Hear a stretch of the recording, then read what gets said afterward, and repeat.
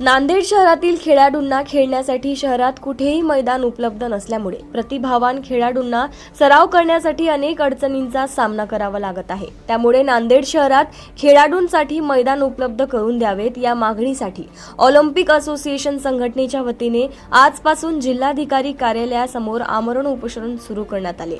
जोपर्यंत खेळाडूंसाठी मैदान उपलब्ध करून दिले जाणार नाही तोपर्यंत उपोषणातून माघार घेणार नाही असा इशारा उपोषणकर्त्यांनी दिलाय। याचा आढावा घेतलाय नांदेडवरून आमचे प्रतिनिधी पवन जगदंबार यांनी।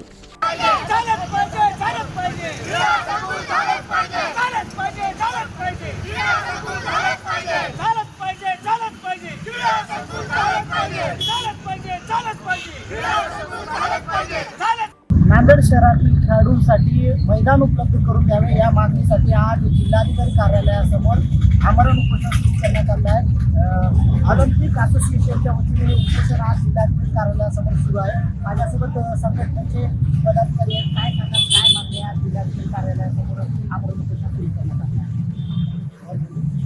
नांदेड जिल्हा अस्तित्वात आला तेव्हापासून ते नांदेडच्या जिल्हा क्रीडा कार्यालयाला किंवा नांदेडच्या शासनाच्या वतीने कुठलंही मैदान या ठिकाणी उपस्थित नसल्या कारणाने आमचे नांदेड शहरातील नांदेड जिल्ह्यातील अनेक खेळाडू राज्य विभागीय राष्ट्रीय स्पर्धेपासून वंचित राहत आहेत। मैदान नसल्या कारणाने खेळाडूंमधलं टॅलेंट समोर दिसून येत नाही आहे आणि ते मैदान मिळण्यासाठी आदरणीय माजी बांधकाम मंत्री श्री अशोकराव चव्हाण साहेबांनी कौठा येथे जागेचं नियोजन केलं होतं, पण ती जवळपास 18 महिने ते 2 वर्ष झाले ती जागा लाल पडल्या असल्या कारणाने नांदेडला मैदान नाही, हे उपलब्ध करून द्यावे। ते कौठा येथील जमीन जिल्हा क्रीडा संकुलाला हस्तांतरित करावी या मागणीसाठी नांदेड जिल्हा ऑलिम्पिक असोसिएशनच्या वतीने शिवछत्रपती पुरस्कार विजेते आदरणीय प्रलोभ कुलकर्णी, आदरणीय जनार्दन बुचले सर आणि माझे सर्व सहकारी प्राध्यापक जयपालजी रेड्डी यांच्या माध्यमातून विविध क्रीडा संघटनांच्या माध्यमातून खेळाडूंच्या मागणीसाठी आम्ही या ठिकाणी आमरण उपोषणासाठी बसलेलो आहोत। आम्ही याच्या अगोदर मंत्री महोदयांना, मुख्यमंत्र्यांनाही निवेदन दिलं, पण त्याचं जिल्हाधिकारी मार्फत कुठलीही दखल घेतली नाही।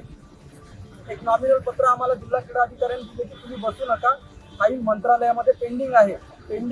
हा विषय आम्हालाही माहिती आहे की पेंडिंग दूर व्हावी, ती मर्ग त्या फाईलवरची झटकली गेली पाहिजे आणि खेळाडूंना मैदान मिळालं पाहिजे, म्हणून आमची ही तळमळ आहे। हा महत्त्वाचा विषय आहे। शासनाने याकडे गंभीर स्वरूपात पाहून त्वरित आम्हाला जिल्हा क्रीडा संकुलला खेळाडूंसाठी जमीन हस्तांतरित करावी आणि जमीन हस्तांतरित केल्याच्या नंतर ते काही क्रीडा संकुल लगेच होणार नाही, पण ते कामाला तरी लागेल आणि खेळाडूंना न्याय भेटेल। या भूमिकेसाठी माझे सर्व मित्र या ठिकाणी, खेळाडू मित्र, क्रीडा संघटक,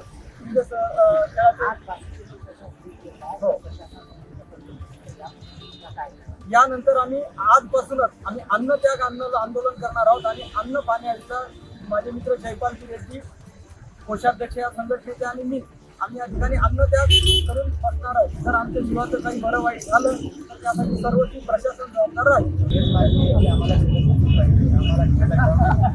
आणि इतर काही स्पोर्ट्स आहेत त्याच्यामध्ये त्यांना पण ग्राउंड नाही, आम्हाला ग्राउंड पाहिजे।